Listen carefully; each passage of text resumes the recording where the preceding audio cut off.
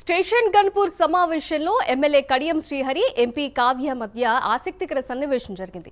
రాజకీయాలలో తన తండ్రి కడియం శ్రీహరి రిటైర్మెంట్ తీసుకుంటానని ప్రతిసారి చెబుతున్నారని ఎంపీ కావ్య అన్నారు.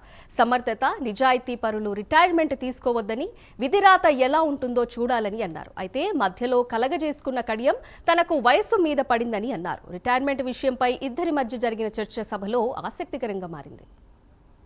అంతకుముందు అభివృద్ధి చేశానో మళ్ళీ అదే విధంగా అభివృద్ధి చేయాలి, ఇదే నా చివరిసారి ఎన్నికలు అని ప్రతిసారి అంటున్నాడు. కానీ మనం చెప్పలేము డెస్టినీ విధిరాత ఎట్లుంటుందో, అన్ని మన చేతుల్లో ఉండవు. నేను కూడా అనుకోకుండానే ఎంపీ అయినా కాబట్టి మాట వరుసగా అంటున్నాడు. కానీ అంటే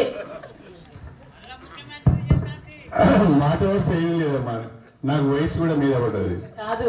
రాజకీయాల్లో మంచి నాయకుల అవసరం ఎంతైనా ఉంది. డాక్టర్లలో మంచి చేసి అంటే మంచి చెయ్యి ఉన్న డాక్టర్లు వాళ్ళు ఎంత వృద్ధులైనా సరే అవసరము పేషెంట్స్ కి అన్న భావనలో పేషెంట్స్ ఉంటారు.